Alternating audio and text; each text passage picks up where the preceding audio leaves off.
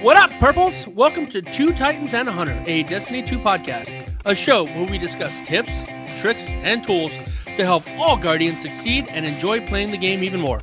What makes us different? Well, we're not streamers or YouTubers. We just have a passion for Destiny and are dedicated to keep Guardians informed and up to date with the latest Destiny 2 information, news, and opinions.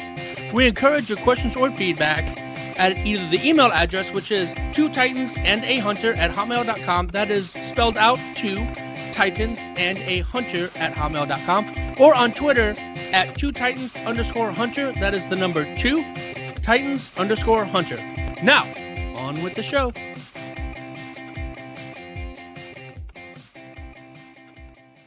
So this week I'm joined by Cheap-Ass Hunter and Cheap-Ass Titan. Okay, so what are we starting off as tonight? I thought tonight we could discuss Crimson Days, our thoughts and opinions. As I know that went down really well. Look. Tell us why Crimson Days made you angry. Show us on the doll where the Titan hurt you. Actually, speaking of which, you know what? We're not going to get in there. Stand by. I'll get to that. Okay. So, one of the things that really made me angry is it was nothing new, right? It's basically all the stuff that we already had a chance to get. And yes, I know it's because it's giving other people, other Guardians, a chance to get the stuff that they missed out on. But I don't care. I already got it. Anyway, so that was one thing that was for me. It's just, it was just all of the same stuff, right? That's one thing. Number two, I was like, okay, well, you know what? At least maybe I can get some enhancement cores, right? No, because you know how many enhancement cores I got opening for like 60 packages? You want to know? I'm going to tell you how many. I got 2. 2 flipping enhancement cores and 1 mod.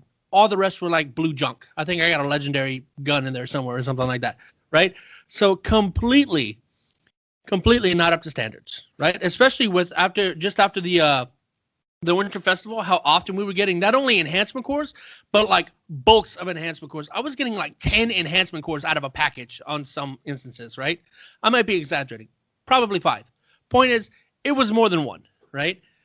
And on top of that, this isn't just the Crimson Doubles thing, right? This is kind of in general. It goes back to what we were talking about the Titans, right? So my partner was playing a Titan, and they chose not to use the one-shot Titan build. And our opponents, one of them of which was a Titan, that did in fact choose to use the one-shot melee build, right? So that was fun. I got so frustrated because as soon as he would turn a corner, boom, dead, right? And I was standing inside my healing rift long enough to get the full overshield.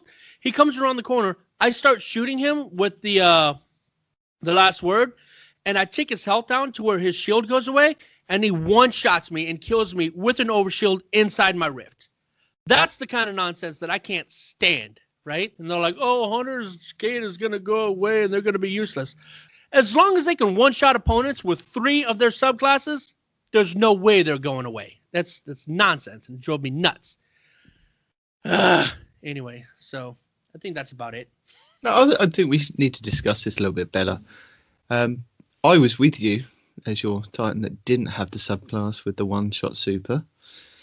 And it was interesting to play with you compared to when I was playing with Parody, because you seem to be at a higher skill level than I am.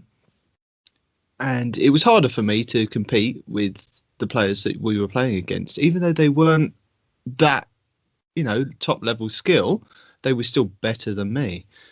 And I found it frustrating that you were getting frustrated, and I think we only played about 4 or 5 games, and we only won 1 of those.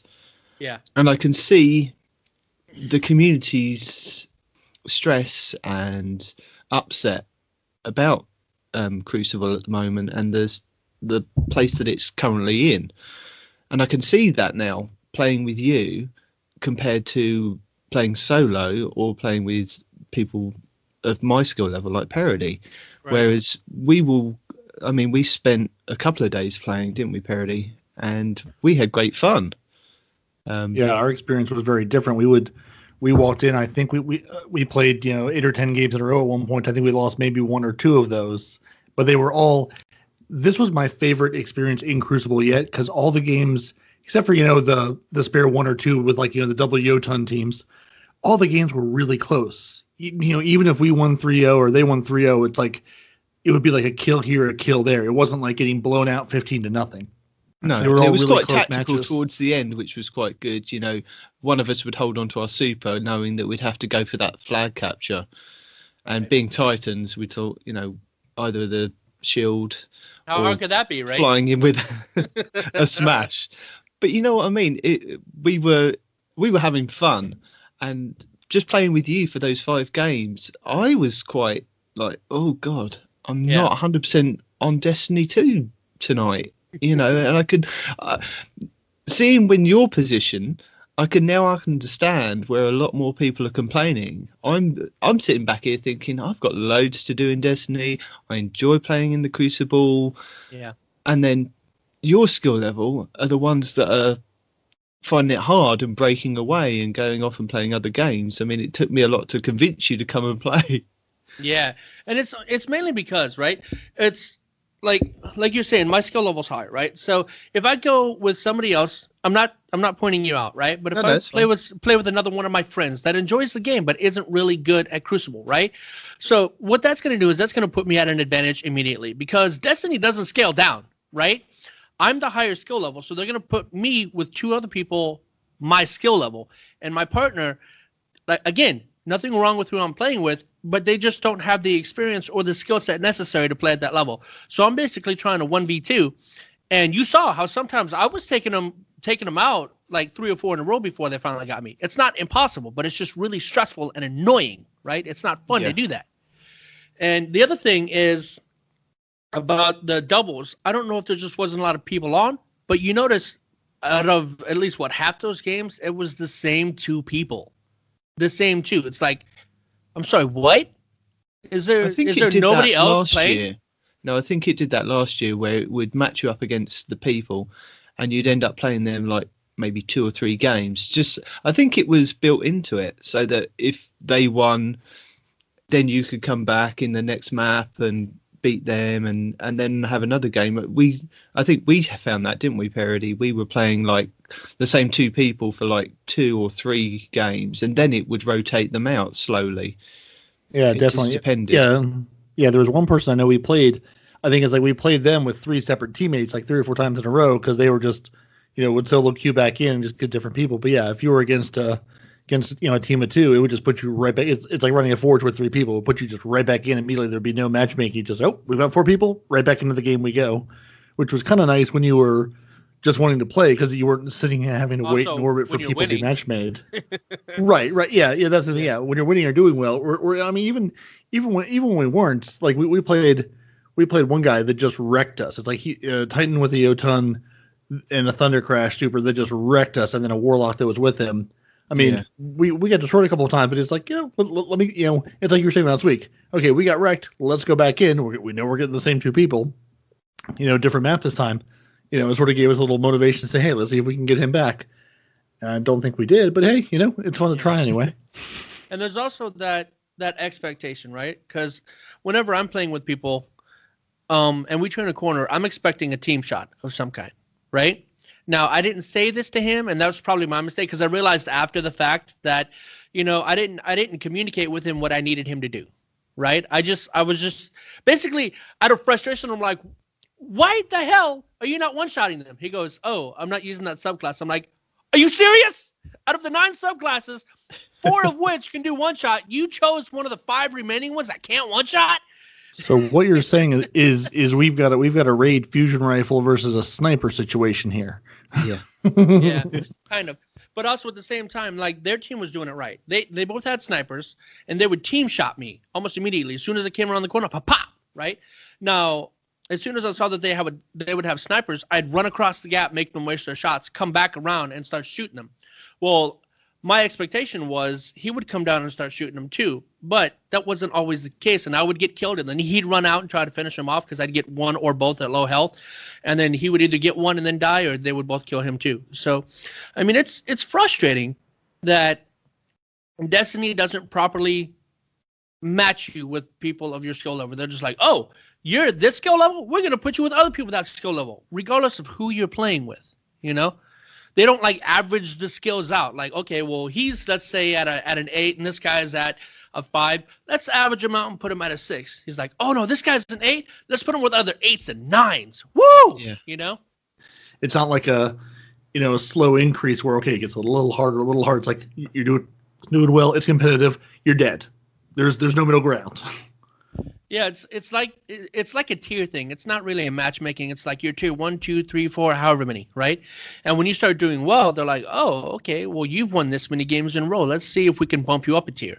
Well, bumping you up a tier makes you the bottom dog in the next tier. So that's why you usually get stomped, and it brings you down back to the previous one, you know? Exactly. I think the other thing was where I was playing with Parody, there was more experimental loadouts. I mean, we were rolling with suppressor grenades and Void Titans for quite some time, just throwing those nades out just to suppress the other team, just to have fun. I'd seen on Reddit there was a team that were rocking blue armor and using... just using green weapons and blue weapons and just having fun. And I think on some levels, people are like me and Parody were having fun just playing and just using alternate loadouts. Yeah. I think my problem is I'm too competitive when it comes to that kind of thing, and I get frustrated real easy when I have to fight against other humans, you know? Yeah. And I think I could playing with you and playing against those people, they were in that competitive mindset as well. Yeah. That it was, something. It was damn hard. Yeah, and it had been so long since I played, right? I forgot my usual loadouts, right? Like I'll have a Jotunn, I'll have a legendary sword, and then I'll have a strong pulse rifle, right? And the only reason you have a legendary sword is A, you get lots of ammo. You can get a lot of kills with a legendary sword that people very much undermine it, right? But also the reason people have swords, even if you don't have ammo, you peek corners with it. You know? You don't actually have to stick your head out to see where the enemy is. You equip the sword, you can see where they are, and you can prep. Do you want to turn this corner? Do you want to start shooting them? Do you want to try to flank them? What do you want to do? Right? So you can be more tactical if you have I say legendary sword because I have the Jotunn, but any sword, right? And it lets you peek corners without actually putting yourself in danger. So I didn't think about that till after the fact. So that was another mistake that I made. I was sitting here peeking corners and getting shot. I'm like, you know what? Yeah, and that's one thing, like 19 said, we were playing around with our loadouts and playing around with different weapons and armor combinations. Usually when I go into Crucible, I grab my Syntheseps because I love nothing more than being just to outpunch someone, taking my, formerly tiny T-Rex arms and reaching out 15 feet and smacking somebody down and being right on them before they even know what's happening. But that One-Eyed Mask, in this game type with that 2v2 was just way too good. It was just way too irresistible because you can sit there and just sort of wait. Quite a bit. Yeah, you can sit there and just see, you can wait and say, okay, you're going to peek. Well, I'm going to throw my suppressor grenade, or I'm going to hit you with my pulse grenade, when you go to peek, or finish you off with that Bygones or your Black Scorpion or whatever. It was, that's just one of those, like, this is the perfect thing for this game type. And then you have the Jotunn that just destroys you anyway, so it doesn't really matter if you've peeked or not. I ran into that a lot. The Jotunn can't kill you if it doesn't have anything to seek. So if you peek the corner and they fire at you, it's going to seek you. But if you peek back behind the corner, it's just going to hit the wall and you'll be fine. So the Jotunn isn't even that big of a threat. And a lot of the times the Jotunn gets confused because we were cross-mapping. I was cross-mapping fools, right? Like I'd bait out all their sniper shots, and then I'd come out and I'd shoot a Jotunn. I'd get the first guy, peek back, come out, shoot the other Jotunn, and the other Jotunn, I don't know if it was aiming for the dead body or what, but it just completely whiffs past the other guy. I'm like, what? Yeah, what are you aiming at? Whiffs on those. Yeah. But speaking about the Jotunn, it seems to be the go-to weapon for this game type. This just seems to be a lot of people rocking that. Because it's the really new habit. It is really the new easy. meta. Yeah. Because like with the Void, oh god, why am I having a brain fart? I use it all the time on my Warlock. The Void, the Void exotic. Resurrect Sin. No, close. No, the Void exotic fusion rifle. God, what is? Telesto. Thank you, is Telesto. the besto. It is. And a lot of people were setting traps with Telesto, and that's why it was real big in PvP, because you could also kill in 4 bolts, right? You hit them with 4 of all the bolts that you shoot, they're dead, guaranteed. And a lot of the times, they'll take those bolts back over to their teammate behind the corner and kill him with it. You know, accidental double kill or whatever, right? Yeah. But the Jotunn's good in its own way, right? Like, you can't shoot somebody head on. I think we had this discussion. You can't shoot somebody head on because it's a lot of times they can dodge side to side and avoid it, right? So not the best thing head on. But if you jump in the air, and especially if you're a Warlock with the exotic chest piece that lets you float in the air while aiming down sights, I think it's deadly. It's really, because it's easier to go down, because even if it doesn't hit them, it'll hit the ground and detonate and still kill them.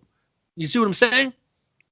Yeah. So instead of whiffing past them, you shoot it, they dodge, it lands at their feet, they still die.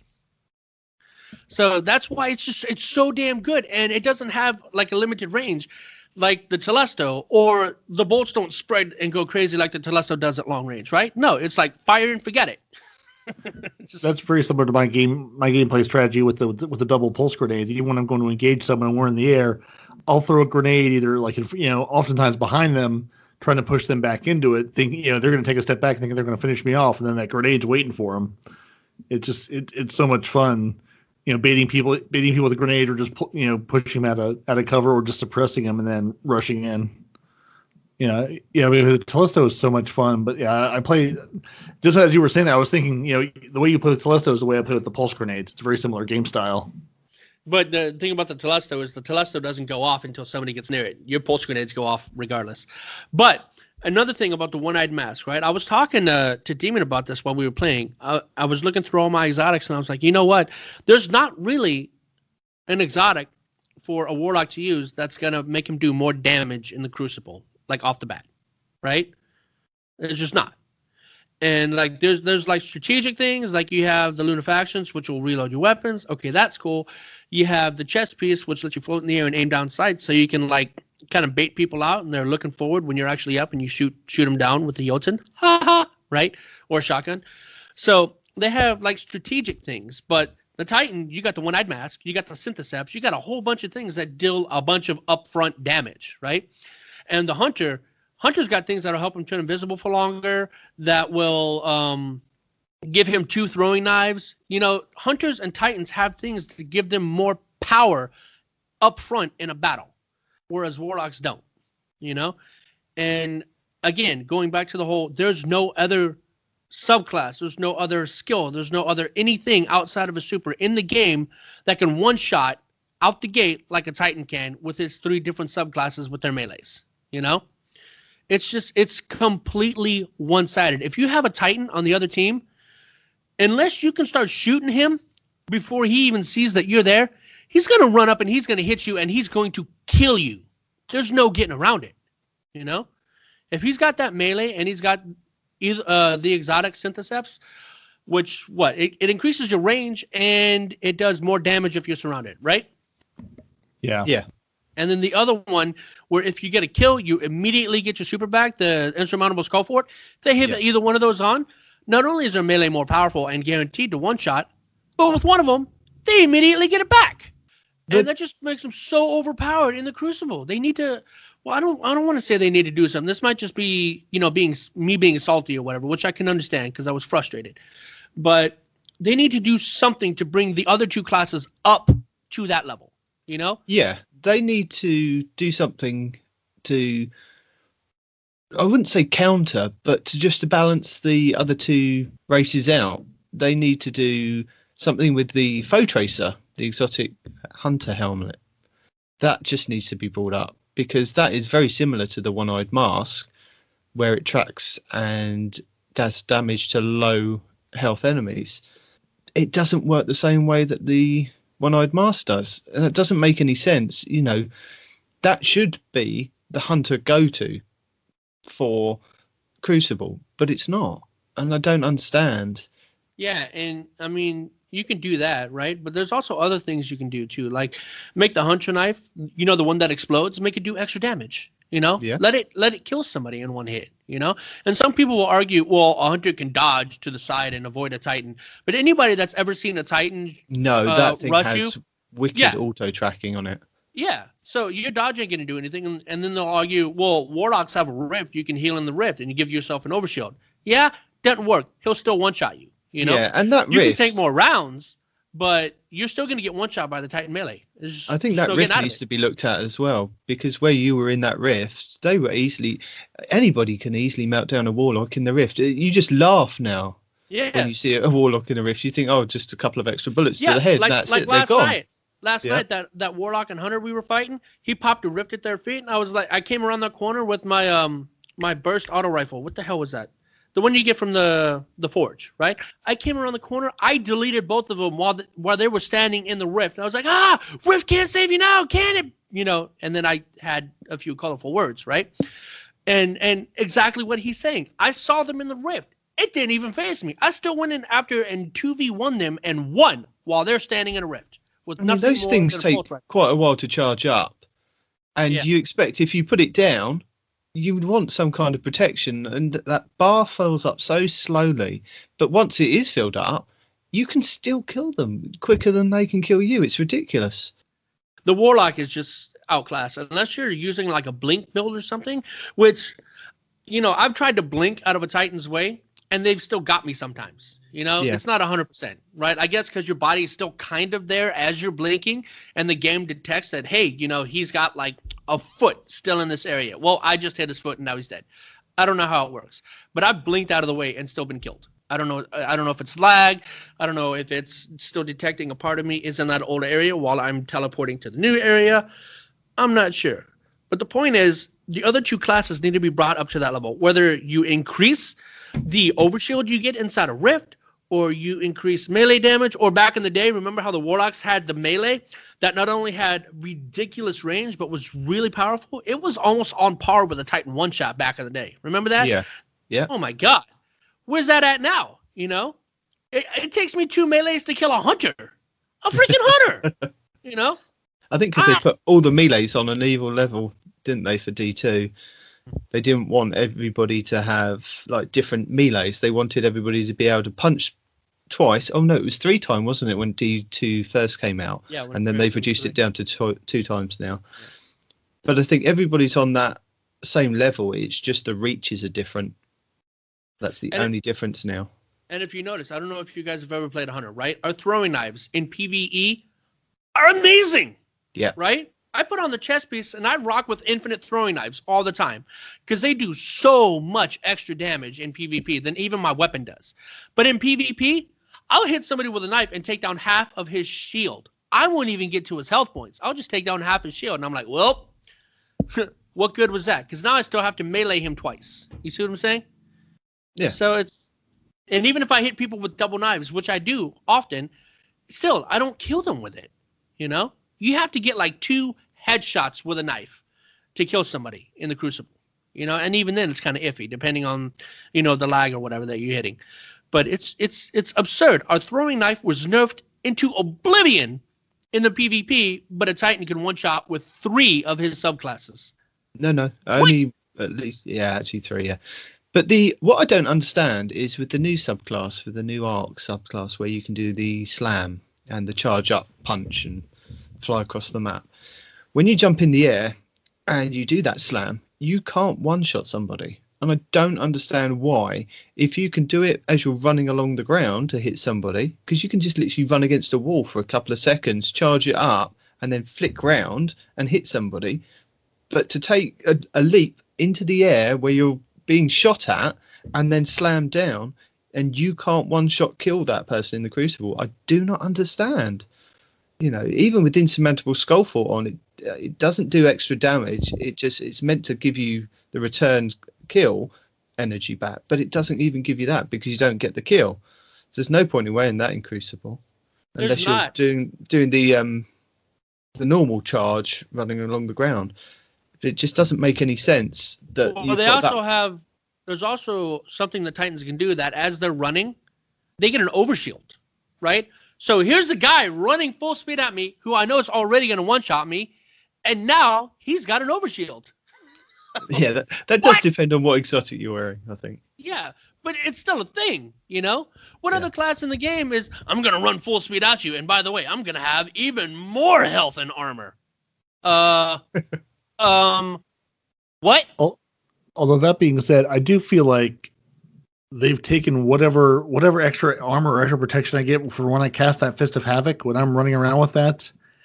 I've gotten shot out of that so many times, killed out of that. I mean, Blade Barrage out of that. That I understand, but I feel like the Fist of Havoc used to be a little more useful, and now I feel like when I'm running around, if I'm not right on top of you, if I have to run, 30 yards to come get you, even if I'm using that shoulder charge trample to get to you quicker, I've been shot out of that thing so many times. Like that's the one super that I almost regret using because it just doesn't feel like a super anymore. Right? Whenever you do that, you don't want to be in the open. You want to be in hallways. You want to be inside buildings. You want to be somewhere where they don't see you until it's too late. And you took all my hallways and buildings away. That's the problem. I need my hallways and buildings back. Yeah. Oh, well, you should have been playing with us last night. They had lots of hallways and buildings. But even then, right? Like I'll have a shotgun. I'm like, all right, I'm gonna counter this and shotgun him as it gets close, right? So I had the curated raid shotgun with trench barrel on it, right? I popped him and killed him, yes, but somehow his shoulder bash still killed me. The momentum that he was traveling just made his dead body slam me and kill me, I guess, right? He got slapped in the back of the head with his wrist. Yeah, so many times, I was getting so upset. It's like, how? Just tell me how this happened. And with my Warlock Dawnblade, they were both sitting in the same spot on one of the last games we played, and we were behind by one death. So I pop it. I'm like, all right, that's it. Game over, right? I came around the corner. I shot one blade out, immediately killed the one guy. And the other guy's a hunter. He's jumping up at me. And I slung 3 more swords at him, and somehow none of them hit when they're tracking. And he shotgunned me. Killed me out of my super. That was probably a one-off, but that is really what tilted me. And that's why I was like, you know what? I'm going to give it 1 or 2 more games. But that right there, no. Nope. No, and like I said, it was a good experience for me because I hadn't seen from your point of view until playing with you. One thing I did see was the exotic pairings of like Shinobi's Vows with the buffs and the debuffs. I think the best trick for that was to split away from your partner to start off with, and then you get the reunited buff, which then doubles your charge rate.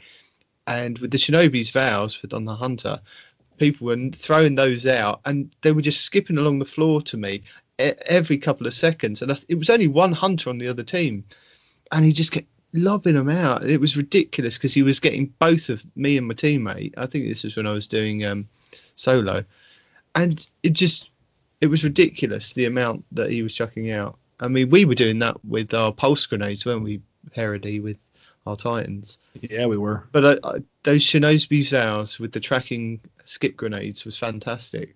Yeah, and that was the thing I thought was. Yeah, that's the thing I thought was interesting is, I've probably played 24, 30 matches or so in Crimson Doubles. Some with you, some with Andy, some with Pan, some with just solo queuing. I haven't seen a whole lot of like the same loadout over and over. I saw a lot of Jotunn. I've only seen like 1 or 2 snipers. It's been interesting just the range of weapons people are using. I mean, yeah, there's a lot of bygones. There's a lot of there's a lot of things, but like I haven't seen the colony. I was slumming it the other day. I needed a couple wins on my hunter, so I was playing the hunter when I was with you. Yeah, in Crimson Days, I was like, I'm gonna be real scummy and pull out the colony. Take that thing and just shoot little robots at people. It's just interesting, like the guns you just just aren't seeing at all. And I think I like Crimson Days because it is an interesting mechanic, but there's no carrots. There's no to get us into another topic. There's no trials carrot. It's not like win 10 matches in a row and you get a thing. It's like no, you just play. You win, you lose. You win, you lose. You get delicious candies, but there's no impetus. There's no reward at the end of it. If you win 20 games in a row, lose 20 games in a row, there's nothing waiting for you. So it's interesting the guns I saw and the guns I didn't see. Yeah, and I think what was enjoyable about it. Hold on, let me interject right quick. There's a reason why you don't see a lot of colonies, right? You have 2 fusion rifles in the exotic slot, right? That are way easier to get ammo for. Every time you die, you get more bolts for these fusion rifles, right? And they're exotic. So that's one reason. The other reason is if you nowadays. Nowadays, the colony is just so easy to dodge. Oh my God, he's got the spider bots. What do I do to avoid it? Oh, that's right. I have a jump button, right? You just jump. As long as you're not in like a hallway or something where you can't jump up in the air, they're not going to get you. You know, it's just not a viable solution in the game anymore. Other people have all kinds of other heavies that they resort to that are not exotic because you got the last word, which a lot of people are using. You have the Jotunn, which is amazing. You have the Telesto, which is amazing. You have these three primary exotics that are just dominating because why would you use anything else? You know, and as far as unusual weapons, the Tatara Gaze or Tatara Gaze, however you want to pronounce it, that sniper rifle, that thing does bonkers amounts of damage on the opening hit. It's got to be one of the highest impact sniper rifles. And I don't know if you can one-shot body shot, but they were definitely one-shot headshot hard. Yeah, 100%. But they were hitting me hard with the body shot, taking all of my shield and a good chunk of my health with one shot from the Tatara Gaze, right? And those two guys that we had to fight 2 or 3 times in a row, both of them had that. And that thing is nasty, right? You pop your 2 rounds, use your primaries, get heavy if you got it, and it's a wrap, you know, because everybody's going to peek the corner. Where are they at? Well, you peeked, and now you're dead, right? So I just had to point that out, that was a nasty, nasty sniper rifle inside the Crucible. Yeah, I've played with it a little bit, and I do mean a little bit because I am no sniper. And yeah, you can almost take them down with a body shot. It's close. It takes their shield down. I want to say it takes down like close to 3/4 of their health. So I mean, it puts them at the point where they're one shot to anything at that point. It is a shame that Crimson Days was only on for a week. I think for 2 weeks would have been quite nice because you want to get some of these loadouts out there to the community so that they can play around with them. I mean, there was Warlock standing in an empowering rift, shooting out one-shot arrows to kill people, which was really interesting. You know, you can't do that in regular Crucible because you've got another person running behind you with a shotgun in the back of your head. And I think that's what the uniqueness of this game mode makes it, you know, more playable. Because if you're going against 2 people, you know you're going against 2 people. You know, you're not going to get a third or a fourth sneaking up behind you. And if you were going one-on-one, you knew that because you could see their emblem above their head. So they knew that you knew, and you were on an even kill. It was just that. I think that was the nice thing about it, is that it was just either one-on-one, 1-on-2, or 2-on-2. It was, I don't know how to explain it, but I think that was the joy of it. It wasn't like Trials where you've got that 4v4 and you don't know if you're going against 134, 134. Yeah, you know, I think the word you're looking for is like less randomization. There's less places you're going to get shot from. 90% of the time, you're going to get shot from the front, right? You know, they might flank you, but if they start to flank you, either they're flanking you one at a time and you're going to see them both pop up on the map, or if you peek a corner and nobody's there, well, you know they're coming on the left or the right. You know, It's not like, oh my God, there's 6 other people on the map. I'm going to get shot from, you know, space. And then you had the buffs and the debuffs, which were really interesting, you know. Yeah, and that's one thing. Like, there are a couple, sort of getting back to that, there are a couple places where I was just solo queuing at one point, and I came across a team where it was a Titan using the tall wall, and he was with a hunter, and their whole strategy was to throw that tall wall up, stay behind it, and then just snipe out of it with bows, with grenades. Basically just play like a real turtling, really super defensive strategy. Like they would never push. At one point, I don't remember the map, they were basically like around the corner on a map with the tall wall where they were basically impossible to get to. It was a map that you and I were on Respawn with the Skybirders Oath shooting across the map. They were in a corner where basically you couldn't touch them because they were behind. He would just throw, I don't know what he was running, but he would throw up like almost one tall wall after another. So it was like, I think that's with the buffs. Yeah, just charging really fast. They would just build a fortress, and I ran into another team of 2 warlocks. Basically, they would just sort of take turns popping rifts, and then basically be in a rift the whole time. I'm guessing what they were doing was one was an empowering rift, and one was a rift to give you the extra damage. Because we were just getting, again, I was just solo playing, but we were just getting smashed by these warlocks. You know, whatever they were hitting us with. They were just basically just dancing from rift to rift to rift to rift. So it's interesting. You know, again, you've got those 2 people. You know, if you can communicate with each other, you can play off each other's styles. it's just interesting because you won't see anything like that, in a bigger game type, just because you can't really. Even if you have a strategy, you're not going to see that tight teamwork. It's interesting, those two things that I saw were just, you wouldn't see anywhere else. And I thought that's a really interesting way to play this game. It's not just let's run at them over and over again and hope for the best. It's very similar to Trials in Destiny 1. Right? And I'm glad you brought that up, because that makes me smile. When our whole team had the Skyburner's Oath and we just hip-fired the entire enemy team that whole game and got just so many kills.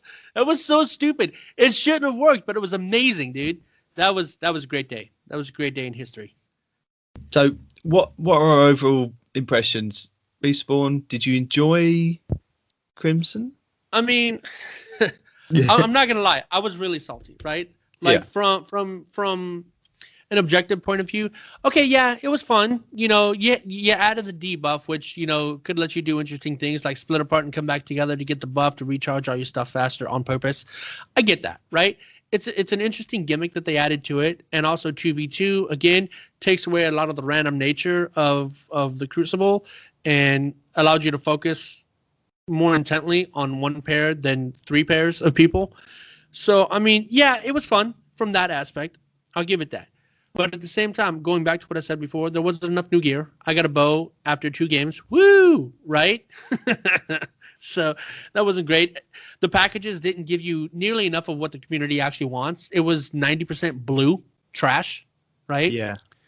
So, No, I do agree with you on that. I played quite a lot more than you, and I think I'd only got 7 or 8 cores. Yeah. Which isn't good for turning in all those packages. Yeah, and I guarantee the time it took you to turn in all those cores, I could have done all of the spider bounties. So that's 1, 2, 3, 5. I think that's 5 from spider bounties. Random bounties dropping, right? Could have got them from those. And then just straight up buying like 2 or 3 from spider. So in the time it took you to get those, I probably could have gotten maybe twice as many. And I think that's what the difference activities was between this and the Christmas event.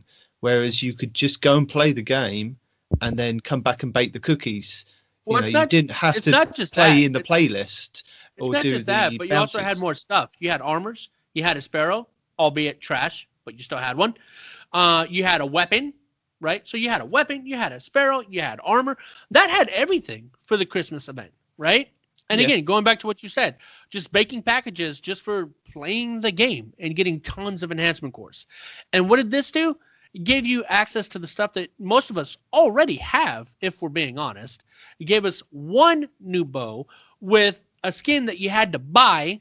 No, wait, you could have gotten the skin through another route, right? No.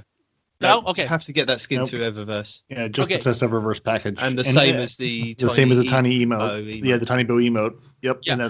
In that package as well from Test Eververse. Right. That's what I thought. I was just double checking. Right. So the bow skin you have to get in a package. Again, the emote you had to buy. So there wasn't even a chance of those dropping. Right. So, I mean, it just felt very underwhelming for something that they talked about. Oh, look at this bow. Look what it can do. And don't get me wrong. For a legendary bow, it's not bad. It's not bad. Remember how I was playing with it in the Crucible when I first got it? And I almost one-shot that dude without standing in the rift. I took his entire shield and half of his health bar with one shot. Right? Yeah. And I don't even think I was fully charged, right? I think I pulled it, peeked, and shot and got him. So it's a good bow. Don't get me wrong.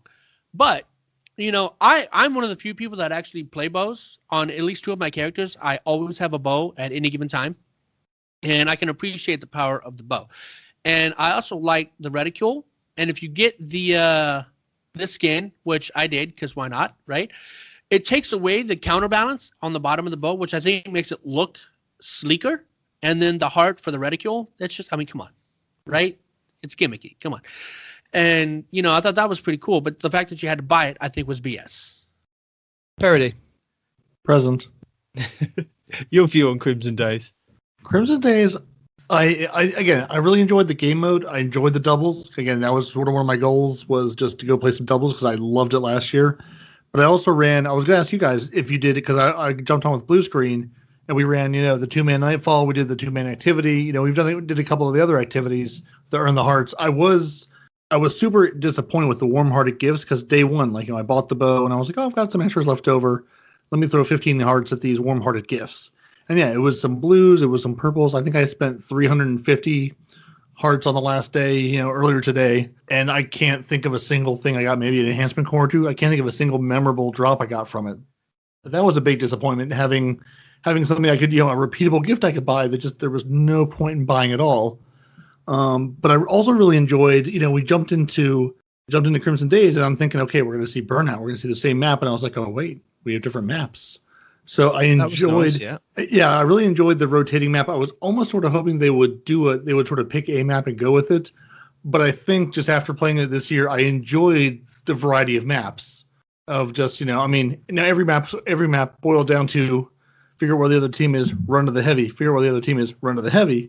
But I enjoy doing that in different places. It was like you said last week, play the game of keep away. Exactly. You can have this heavy. It's here. You're not going to be able to touch it, but it's here. You know exactly where it is. So, I really enjoyed. Again, I wish the rewards were a little bit better for it. Again, I'm disappointed the tiny bow and things were locked behind a paywall, which I'm just not going to buy because I just don't care that much. I wish it was more stuff I could have earned in the game. But, I enjoyed the bow. I played with the bow a little bit. I got my Sunrise Warrior. I'm totally decked out in that. I had a great time with that. I put my Diesel Punk skin on my Warcliffe coil immediately. I've been making hard emotes to people. I've had a good time with it. Just, it's silly, it's fun, it's a little more like carefree Crucible, which Crucible is usually not. But again, and I also had fun running. I ran a couple of Nightfalls this week too, just with a 2-man. And you're just sort of experimenting with loadouts. It's like there's no different to running it, a Crimson Nightfall than a regular Nightfall. But just, I think we ran around. I was on with Pan and Blue Screen this week, and we all grabbed Rat Kings doing Escalation Protocol, going, let's all grab a Rat King. Let's see if our 3 Rat Kings is enough to do any major good in Escalation Protocol. Hold on. There was a Rat King party and I wasn't invited? No, you weren't invited. It was a 3-man Rat King party. Sorry, buddy. I hate you so much right now. Don't talk to me. Maybe next time. Now tomorrow morning though, I may jump on with my if I can find a friend, you can join me. We'll jump on with our Aeon Souls, Swifts, whatevers, and our Sturm and Drangs, and we'll just have all sorts of synergy. It'll be amazing. It'll be good time. But yeah, overall, I really enjoyed Crimson Days. Like 19 said, I really wished it was 2 weeks. I was really looking forward to having 2 full weeks of this. But, hey, I'll take the week. I'll enjoy it. I love Shax yelling at me. I wanted to mention, I found it earlier because I want Shax yelling at me, this is what love sounds like. And someone has downloaded or ripped all of Shax's lines from the Crimson Days on Reddit. We'll put a link in the show notes to it. I have it now. I can have Shax yell at me anytime I want. It makes me happy. As soon as you post that, I'm going to download that and I'm going to put that stuff on my phone, dude. That's absolutely going to be some of my notifications because I like PvP on some days, but I think the number one reason I like to play PvP, and I am actually not kidding because I said this to Demon yesterday. I said, I don't like this game mode, but damn, do I love Shax. Yeah. Just Shax the nonsense he says to you is amazing. Yeah, and that's something I really enjoy, and I want to give Bungie props for every, again, the Christmas event, the Crimson Days event, any special events. I give them props for bringing the actors back in, and I can't remember the actor's name off the top of my head right now, but I just imagine him. I think he said at one point, because someone asked me, what's it like doing voiceover lines, and he's like, I get to go to a room, I get to scream ridiculous things for a couple of hours, and they pay me. What's not to love about that? And it makes me happy every time I hear them. Like when we're playing Mayhem, and he's like, throw more grenades.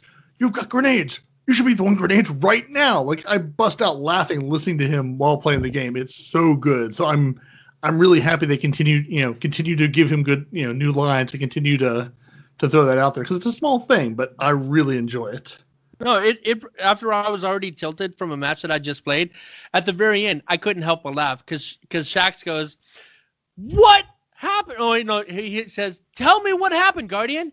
They have guns. You have guns. There's 2 of them. There's 2 of you. What's going on? I was just like, oh my God. But it was so funny, right? Because he's shocked because he's like, they have guns. You have guns. There's 2 of them. There's 2 of you. What happened? Right?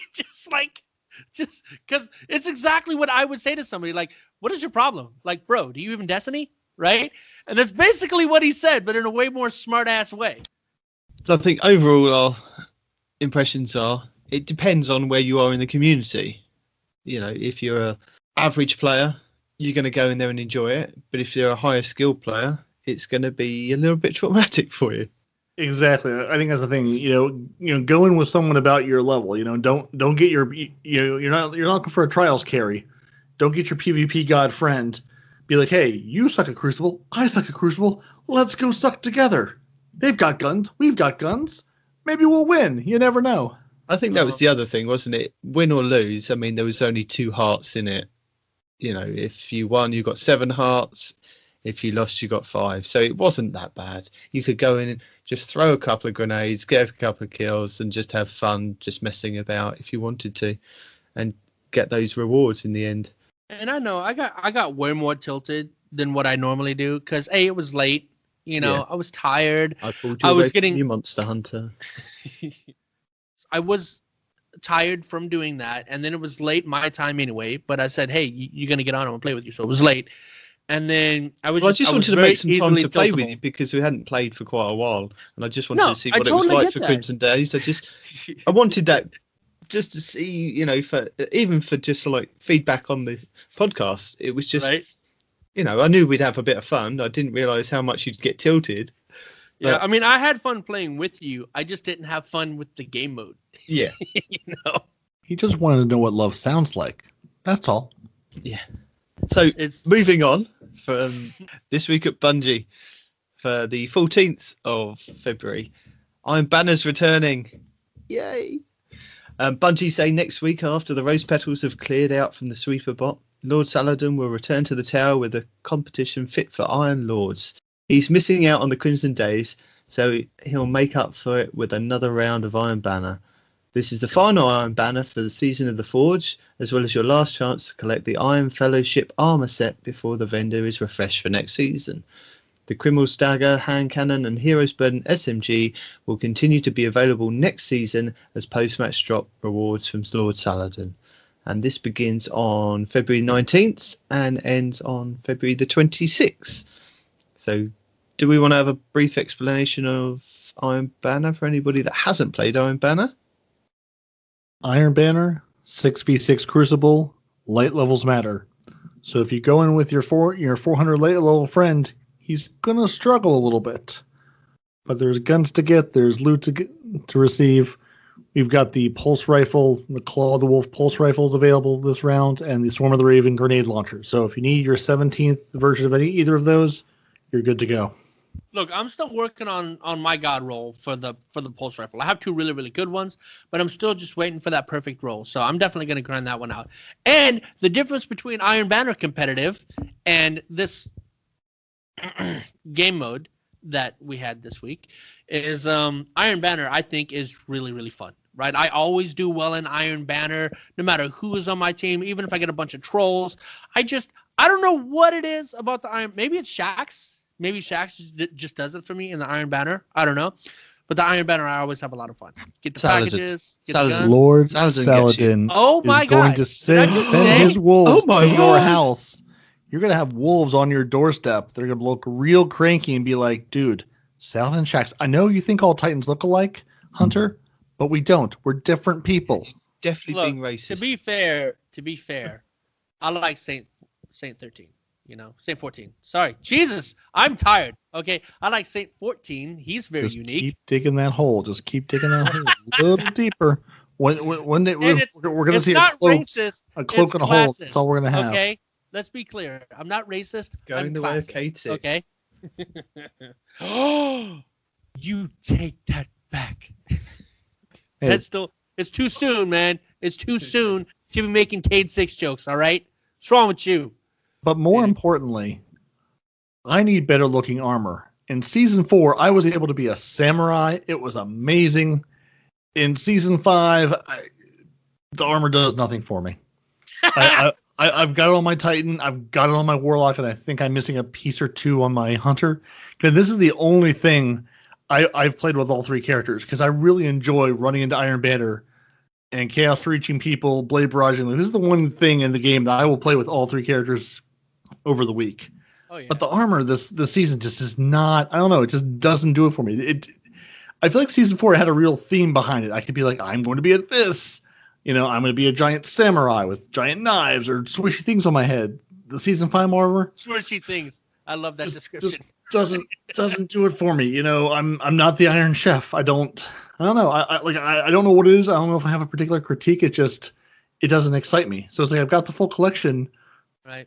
But why? And also, Bungie, please. I would love to build armor sets. I want to take my Sunrise Warrior armor, and I want to take my Dawn and Dusk armor, and I want to know which is which without having to wait 30 seconds for that preview to come up on the Xbox. So if you could, change a little thumbnail, let me see what's pink and what's not. Let me put some sets together. That would be really nice. I would be really appreciative, because I was running around with Dawn and Dusk and Sunrise Warrior mixed armor sets earlier, and it just wasn't doing for me. I wasn't looking good. That's why I was losing. As soon as I fixed it, good things happened. Well, to be fair, if you were playing on your Hunter, that's probably why you're losing. I've seen your Hunter. It needs a ton of work. Oh, actually, speaking of which, right? So people like you that don't deserve to play a Hunter, right? What you need to do is get on your Titan and just get on all the packages, swap to your Hunter, and then turn in those packages. That way you can still get the armor and look good, and we don't have to put up with you sucking at Hunter inside of our games, all right? That Hunter does not deserve the hard work of my Titan. He does not deserve to mooch off the mighty, majestic Titan's work just because he can't pull his own weight. You know what? I'm not even going to get into that because we don't have enough time in the day to counteract everything that you just mentioned, all right? But the only thing I'll give you is your stupid one-shots. Hate that. Hate all your friends. Anyway. So, getting back to Iron Banner, just to remind people, make sure you turn in all of your completed bounties before the end of the season, because when this season ends and the new season begins, they'll remove them from your inventory. So you've got 7 powerful bounties. So even if you are low light... I just saw that. No, hold on. You said that again. I just watched a video 2 days ago where they said it's not going to disappear. It's just going to drop at 650 light. No, the Iron Banner ones are being removed from your inventory. They've said that I'm sorry, man. Now. Yeah, you're right. I'm sorry. The Iron Banner. I'm thinking bounties. My bad. You're right.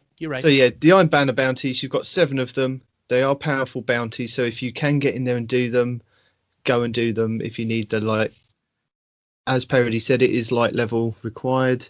The light fall off isn't too terrible, because I think last Iron Banner I went in 25 or 30 points lower, and it's definitely like, if you're trying to 1v1 someone where you would have won that gunfight, you're going to lose that gunfight. But it wasn't. I didn't notice a huge difference. Yeah, now if you go in as a level 10 Guardian with all blue armor, or a level 300 Guardian, you're probably going to see a bigger difference. But yeah, if you're a couple points higher, if you're a couple points lower, a little bit off 650, it's no reason not to go in. You might not be quite as powerful, but it's not like you're a sitting duck. Like if you walked into a raid, super underpowered. Yeah. There's a chart somewhere. I took a look at it at one point in time, and the damage drop off doesn't even start until there's like 50 light level difference, right? So if you jump in as like a 601, you're doing equivalent damage as a 650. If you go in they've as altered it, haven't they? If they've 599, gone through each year. Yeah. And if you go in as a 599, you'll actually feel that damage drop off, right? And the lower you get, the more significant that drop off is. So you got room to play. You can be 625, around 625 and still do equivalent damage, right? So you don't have to be close to 650. It helps. Don't get me wrong, just for the aesthetic value, right? Because if you're not 650 and somebody like me looks in the lobby and sees, hey, this guy's only 630, let's go pick on him, right? So it behooves you to be as high light level as you can. That way you don't get picked out in a fire team. Quick tip: if anybody is 650 and they want to go in and play with like their inaugural address and things like that, and it's sitting at 380, if you go back into your collections and pull out another inaugural address and infuse it with your one that you want to keep, because you may have it masterworked, it'll infuse it up to 630, so you won't lose that many light points. If you didn't want to use enhancement cores to get it up to 650, you can just pull stuff out of your collection and it'll be about 630. It's only 20 lights lower. So if you've got older weapons that you want to bring up and you've still got them in your collection, or if you haven't, you can still pull them out of your collection. It's only a 20 light difference. And the Claws of the Wolf pulse rifle is the best one that you could probably get. It's the fast firing, rapid fire frame pulse rifle from my banner. And you want I think it's Kill Clip and Outlaw is probably the best one that you can get. I think you can get a Rampage one. And again, you can stick the mods on. So if you've got a Rampage spec mod, that'd be quite good. And you want to get the Masterwork for range, but stability is a good second. I mean, it's not as good as the Chattering Bone, in my opinion, but if you can't do a raid and get a Chattering Bone, and you didn't get lucky enough to get some Chattering Bones from before when you were able to get raid weapons from the raid orbs that your clan did, then Claws of the Wolf, 100%. Really, really good pulse rifle. But I still think it comes in second behind the Chattering Bone as somebody that has Masterworks of both. So, Parody, do you want to take us through the resolved issues preview? Sure. All right. So, Season of the Drifter are coming in early March. 2.2.0 patch. We're going to get some more resolved issues. Your Black Armory Key Molds. Players can obtain the key mold only on their first character. Now you'll be able to get it on all 3 characters. So if you want to get your Izanagi's burden on all 3 characters, more power to you. The Dreaming City chests, they do not count towards the Black Armory Key Mold objective. Obsidian Accelerator consumables do not recover to the Postmaster when the player's inventory is full. So now if your inventory is full, they should show up in the Postmaster. The emblem, a cold wind blowing, cannot be reclaimed from the collection if stowed. So if you get your cold wind blowing emblem, hang on to it, put it in your pocket, wear it proudly. The Relic Rumble. The Relic Rumble Triumph is currently not achievable. In the update 2.2.0, this triumph will unlock when players complete the Nightfall Strike, the Corrupted, by defeating Cedia using no more than 2 relics. Previously, we reported only this triumph's description is incorrect, implying that the triumph was currently achievable. That was incorrect. We've updated this section to make it clear that you can't actually complete the triumph. So back on the 15th of February, Bungie said, hey, the description's incorrect. That was incorrect. You can't actually get this triumph right now. The people responsible have been sacked. We have sacked the people responsible for sacking them. And now we're going to move on. And you'll actually be able to one day complete the Relic Rumble Triumph. Character boost completion rewards. Characters who use a level 30 boost are not granted their class sword or emblem if they have not already completed the Red Ward campaign. And base D2 Crucible rewards. Players who only own the base D2 game can receive rewards from Lord Shax's rank up packages that drop into your 2 power levels, but which cannot be equipped. And the collection badge counter incorrectly only counts 10 badges instead of 11. So again, numbers, updates, things working. It'll all get worked out. 2.2.0 coming in early March. So, moving on to our next topic, I'll let our angry little hunter take this one. What topic? No trials. No trials. Okay. Angry internet. I thought you'd like this one. So, Right. Bungie say, ever since Trials of the Nine went on hiatus back in Season 4, many of you have been asking when it's coming back and how it will evolve. We still don't have a timeline for when it may return, but we want to give you an update to our current thinking about Trials, and here is the team to fill you in. So they go on to say that it was their high-stakes PvP weekend event, and it's had an amazing impact on the community. The 3v3 elimination mode, combined with the card system, created a coveted reward-earning trip to the Lighthouse. But in saying all of that, when they brought back Destiny 2, they made it 4v4. It hadn't evolved since 2015, and they believe bringing back the 2015 version of Trials, which is the 3v3, is not what they want to accomplish. So they're not even thinking about bringing back the 3v3 mode that people have been asking for. And I'm not sure why that is, because ever since it went away, and they said it's going away to be repaired, and people have said, just bring back 3v3. We enjoyed the 3v3. And now they're saying that they don't think that people want it. I don't understand that part. I think that's another one of those we had in Destiny 1. it's one of the things that just never made it from Destiny 1 to Destiny 2. Again, whatever the technical reason or the business decision is, again, like the strike scoring, like all the other stuff that did come over from Destiny 1, it's almost like, I don't know if they lost somebody. I don't know if they decided to use new tech behind the scenes when they coded Destiny 2. It's like, I think we really did sort of start back from like, isn't it? They've said that if they really have did start to bring back from something like, from Destiny 1, they have to recode it all. Right. We really did start from like D1 year one. It's like we're really back at the drawing board instead of building on the game you had when sort of Destiny 1, I say Destiny 1 ended. I know Destiny 1's still out there. You can still go play it.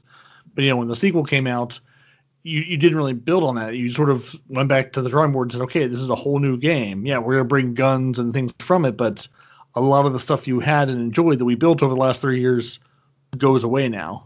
Which that's what I don't get that because they say they're constantly saying that we're listening to the community and we're gathering feedback and we appreciate people giving us the feedback and telling us what they want. People have been saying bring back 3v3 Trials of Osiris, and they're saying that people don't want it, and that's all I've heard from YouTubers and on Reddit. People want that Trials back more than they wanted the 4v4, and I don't get them coming out and saying that they don't believe bringing it back would accomplish their goals. I think that's the problem, is their goals are slightly different to what the community actually want, and they're not being open about that. They're not saying specifically what their goals are. Are they looking to go into the esports like they've been trying to get into esports for quite some time? Or are they trying something else?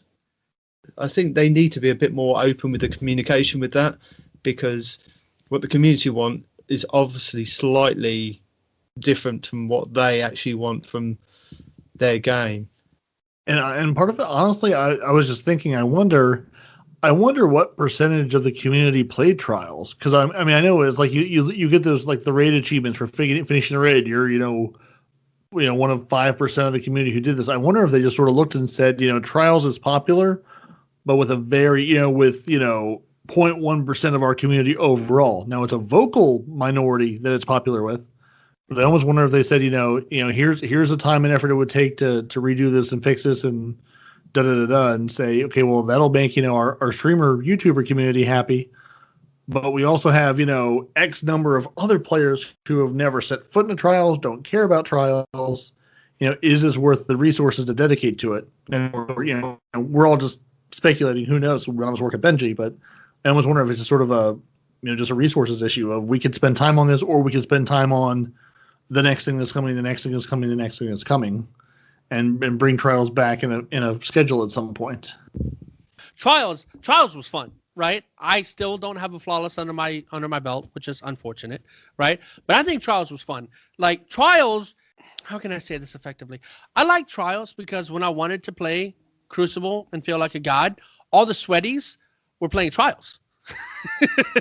So I could essentially be a god in the Crucible, right? So that was one really good thing I liked about it is all the hardcore players were playing something else, right? Another thing I liked about Trials a lot is Trials gave you unique weapons that were amazing, right? I got every weapon from Trials except the secondary auto rifle. I still don't have that, and sometimes I still cry in the shower when I think about it, right? But I love the fact that Trials had unique weapons, unique armor, unique shaders. I mean, it was great. And when you actually won a game in Trials, someone like me, I felt genuine pride because I know the guys I'm playing against most likely are really, really skilled players, right? And almost all the MLGs play in Trials, right? So that to me was an accomplishment. The fact that it's not coming back is disappointing on a plethora of levels. Number one, the sweaties don't have anywhere to go. So now they bug me in the Crucible, and I can't be as much of a god as I enjoy being, and that hurts my soul, right? I wanna be a Crucible god again, right? And the other thing is that whenever I feel the need to go and do something that I feel is worth the effort that I go to, because yes, you can play competitive here inside, just the Crucible that we have. They have a competitive mode. But there's not really a reason to. Yes, you have the two hand cannons and the the pulse rifle that you can grind for in competitive, right? Yes, they exist. They're there and they exist. But that's it. You only have 3 weapons. And with Trials, you had weapons, you had armor, you had shaders, you had glory, you had actual bragging rights. Like, hey, I got flawless in Trials. What'd you do today? You know? So it not being here, I think, is a really, really bad thing. I think Bungie, the way that they explained it, makes sense. They don't want to bring it back until they know it's really, really going to be good. But at the same time, it was good before, you know? Just fix the maps that people can glitch out of. Don't let them glitch out of it. Don't let freaking laser beams one-shot you anymore. Right? Prometheus that was Lens. That was the best week in the Trials. I don't know what you're talking about. It was. I'm not saying it wasn't fun. I'm just saying it's not, that's not the way it was intended to be, right? But if they fixed the issues that they had before with people glitching out of the map and weapons doing way more damage than what they should have, there was nothing wrong with it. I don't know why they decided to do this. You know, I mean, I lied. I know why, but I don't think it's a good enough reason not to bring it back. They're like, oh, well, we're gonna make sure it's better and everybody loves it. Everybody loved it before. So what you're saying is that you want the Season 4 version to come back? Yeah. I mean, just any version version of the Trials. A version of Trials to come back. Okay. 4v4, 3v3, it really doesn't bother me. I just want Trials to come back. A, to get the sweaties out, and B, when I feel like being competitive, I can go get actual good items, not just whatever Shax has in his inventory at the time, right? So, I mean, there's lots of reasons it needs to come back, and there's nothing really, really wrong with it. Of course, people are going to complain about it. People complain about anything, right? But it's not enough to take it out of the freaking game, you know? There's no reason for that. I was upset. Were people complaining about it before? Yeah. There were people complaining about Trials. Yeah, they were complaining about people glitching out of the maps, and then, of course, like I said, the Promethus Lens. But again, you know, that went both ways. People were bitching, people were having fun, whatever. But the people that play MLG, I guess they wanted it to be perfect. You know, no glitching out of the map, no this, no that, no the other, right? And of course, they're going to bitch. They consider themselves to be the creme de la creme of the game. So they're always going to find something wrong, even when there's nothing wrong, right? But for Destiny to take such a drastic action to remove Trials from the game and not bring it back for all these seasons, come on. That's a little extreme, right? I do think they've done it at the wrong time. And I think a lot more people in the community I've heard on podcasts and YouTube videos, they've said this as well. It's the wrong time for them to come out and make this statement, because you've got other games, Anthem, Division, Apex Legends, which has come out all at this time where they've now split from Activision, and they're in a kind of spotlight from the community, and the community are waiting with bated breath, waiting for some glimmer of hope. And they've come out and said this this week at Bungie, and really, you know, upset a lot of the community. And again, I think it's got to that stage where people are now downing tools and going, right, that's it, we're not going to be playing this game anymore. I saw More Console on YouTube. He'd done a viewer poll. Do I still continue covering Destiny, or do I branch out on doing other games? You know, you don't want your content creators to get to that point. I think they want to stick with the game, but they can't stick with the game if there's nothing there for them to cover. And it's slowly going that way. Bungie they're not going full throttle on the next content update, we'll call it. They're not saying that Trials is going to come back. I know a lot of people, I think I heard on Planet Destiny last week, they were talking about Trials, saying how they were hoping that Destiny had kind of got something planned for the season of the Drifter, and they're just going to wait until the last moment to drop it in and go, ta-da! But this was a couple of days before the TWAB had come out, so they didn't know that there'd be no Trials. And I think the thing with Trials, like you said, it's a very unique thing to do. But when they changed it in D2 from what it was in D1, yes, people were excited. It was this new mode of 4v4, but it didn't have that feel of Trials for me anyway. Personally, I enjoyed the 3v3. it was very similar to the Crimson Days. You knew if you were going up against a 1v2 or 1v3, you could kind of deal with those situations. But when it was 1v4 or even 2v4, it's a lot harder. And I get that they changed the game mode to be that. But I think a lot of my friends who played Destiny 1 Trials of Osiris, and they'd done streaming and they got a lot of followers and they'd help people get to the lighthouse, they slowly dropped off in Destiny 2 Trials. They did it for like the first couple of months, and then they were saying to me, it doesn't feel like Trials. And I think that's where you were saying that people weren't enjoying it, but now they're saying they want something back.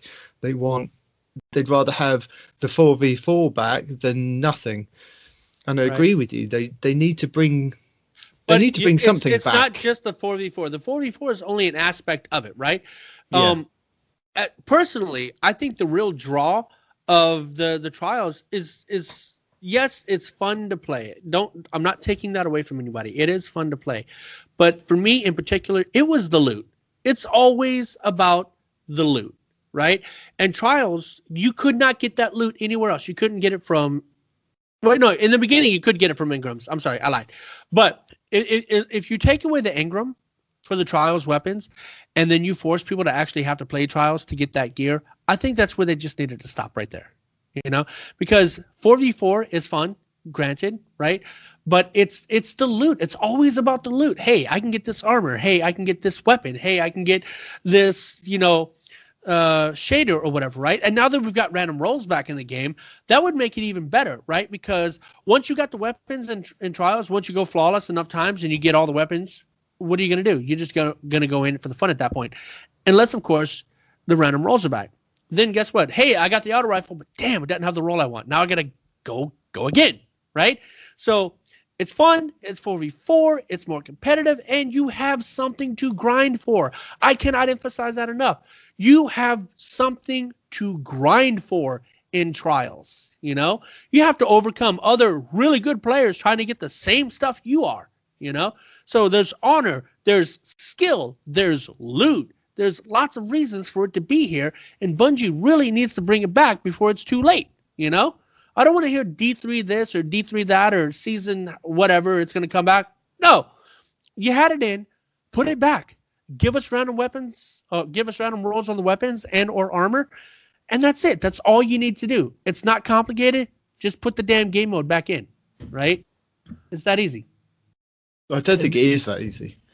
But I mean, said, it's that easy. It's sort of that easy because I've got the fix for this whole problem right here. I mean, and it's sort of some of what you guys have been saying. The problem is, there's no PvP end game. If I'm a PvE player, I can go raid, I can go, Nightfall Strike, whatever. There's a competitive playlist, but there's no PvP end game. There's no, like you said, there's no draw. There's no exclusivity to it. Right. Yeah, the handguns are the end game, and that's it right now. And honestly, I think Trials is what powered Bungie into the Twitch front page and the Twitch listings for so long with, people running, carries. When it's a 3v3, you and a buddy who are really good at this, can carry us scrubs through the trials. And that way we can have a taste of that greatness. With that all gone, you no longer have that draw. You no longer have that streaming draw. I mean, I would love to see numbers on how much of Bungie's success with Destiny 1 was due to the trial streams every single weekend. Because trials would run, from Friday reset to Monday reset. And it would just be, Twitch would be nothing but people doing trials carries. But see, Bungie has a solution to this problem right here. Who remembers Crucible Labs? Crucible Labs, Bungie released like twice for about 4 seconds, where they say on their own page, Crucible Labs is an experimental Crucible playlist in Destiny 2, where players can experience new game modes before they are finished. What better place to put trials than in Crucible Labs? Right. Even if it's not what you think it's going to be, even if it's not great, even if it's got its bugs, release it and say, hey guys, for the next 2 weekends, or just say, hey, for the next 2 weeks, it's available. It's here. Play it. Give us feedback. Well, look at numbers, because they look at data 6 ways to Sunday. They look at all the data from these games and these experiences. Okay, they're going to say, hey, it's up for 2 weeks. Play it for 2 weeks. Get the data. Say, okay, it's going to take a week off. A week or two later, it comes back. We've tweaked it. Here's, we've made some changes. Play it again. Whatever time frame you want it to be, whether you want to keep it weekend only, however Bungie wants to do it, you've got a system in the game that you've built to test new content.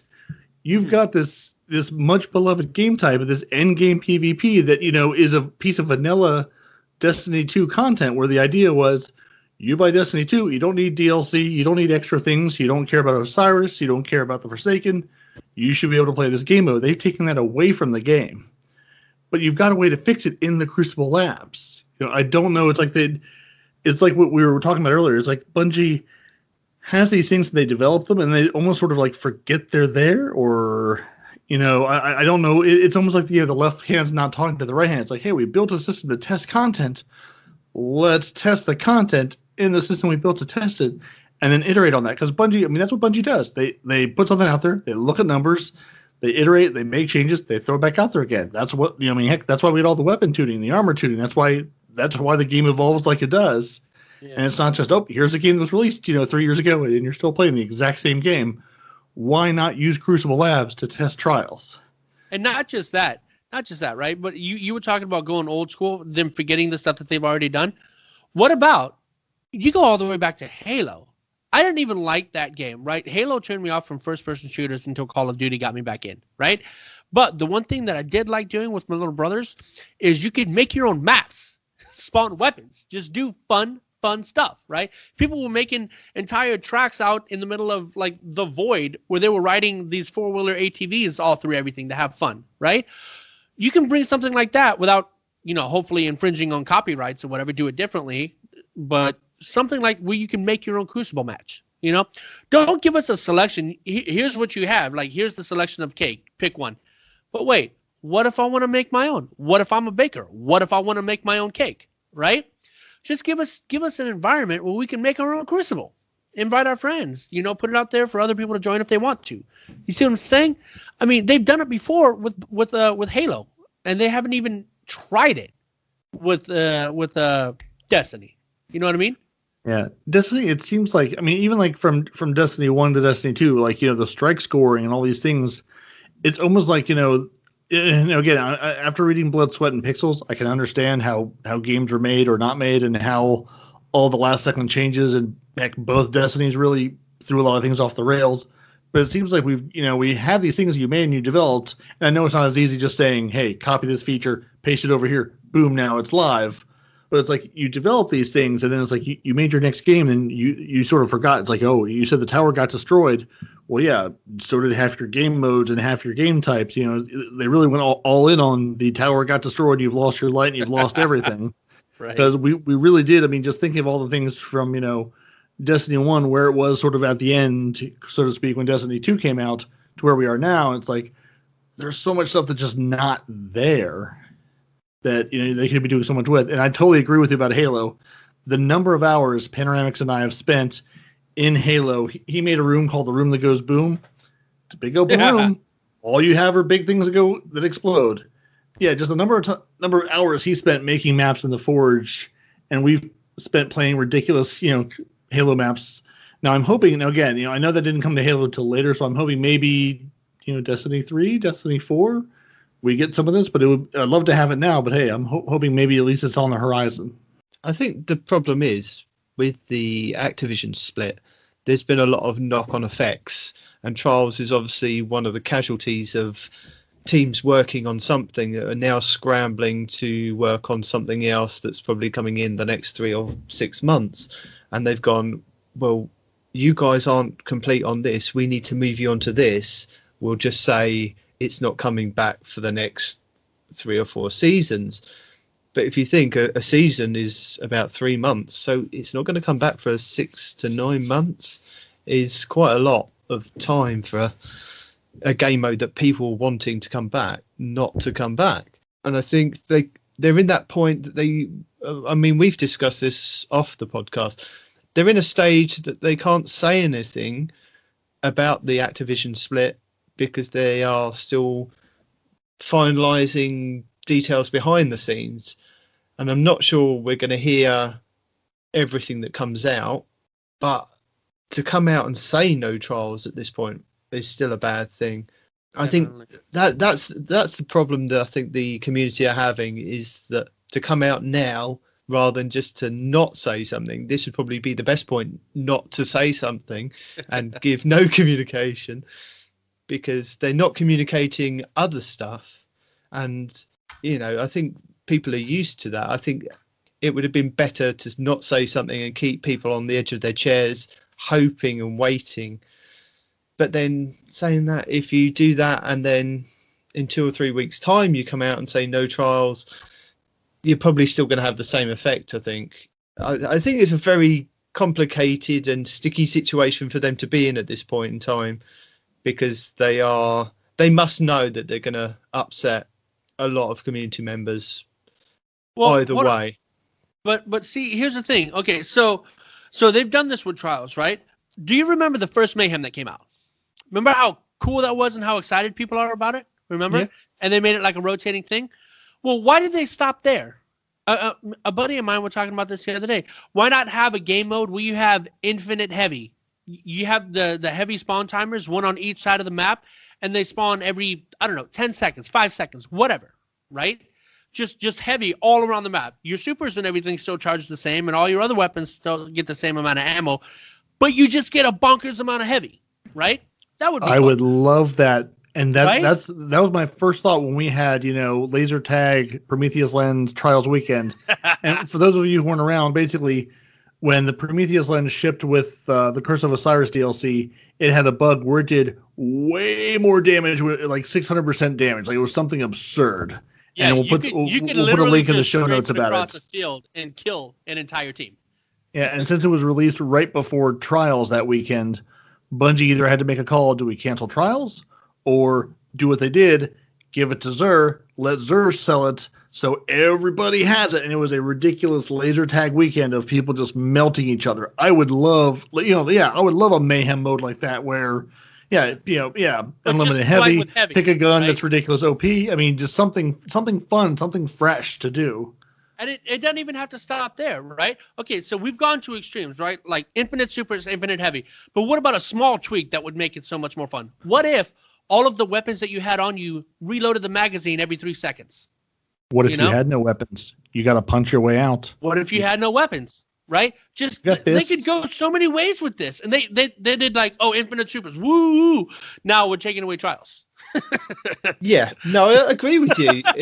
It's the old... you don't want to say it, but the sandwich that you good news, bad news, good news kind of thing. They should have done that. It should have been, we're doing no trials, but hey, Crucible Labs is coming back, and it's coming back in full force. We're going to be trialing stuff. This may go into trials, or it may go into a different game mode. We're going to experiment more. And Sparrow Racing League. That's something they still haven't brought back. We've forgotten all about Sparrow Racing League at this point. That's sitting over next to Crucible Labs in a shelf somewhere. No, but make that like another Crucible, right? Instead of killing each other, just race each other, and you get Crucible gear. You get Crucible rank, because you're still technically fighting other Guardians, right? It's just in a race now, right? They could have their completely different game mode and have Crucible jousting. Yeah. That's what I want. Oh my God. I want Crucible jousting on Sparrows. That's what I want. Bungie, make it happen. 10,000 paces, mounted on the front of your Sparrow, one shot each. Absolutely. You want to do one of these big battle royal games? You can jump and flip and get out of the way of the tracking before the other rocket comes and gets you. Fantastic. Oh, I've got it. Sparrow jousting battle royal. No guns. Sparrows. You and your friends on a map. Load in with your team. Go Sparrow jousting. Dude, we're going to get in trouble with Nintendo. You've essentially ported Mario Kart into Destiny at that point, man. Anybody got anything else to say? No, I think everything's pretty much been covered from my perspective. As long as the hunter's happy, I'm happy. Yay. I love the way you think. All right. Well, thanks for joining us this week. This has been Parody. I'm Parody, Peroty, on Xbox Live and Twitter. You can find Night Demon, NITEDEMON, on Xbox Live and Twitter. You can find No Respawn, that's NO, the number 1, Respawns, plural, INRL, on Xbox Live and nowhere else because he's antisocial and doesn't love you. You can email us feedback to 2titansandahunter@hotmail.com. That's TWOTITANS and a hunter, all spelled out, at hotmail.com. We are number 2 Titans_Hunter on Twitter. You can find us on YouTube by searching 2 Titans and a Hunter. We're also on Facebook. We're also on Spotify, iTunes, and your podcatcher. Put 2 Titans and a Hunter into Google. You'll find us. We'll put links in the show notes. Until next week. Boo. Yeah. This is where the sweet outro music plays. Dun, dun, dun, dun.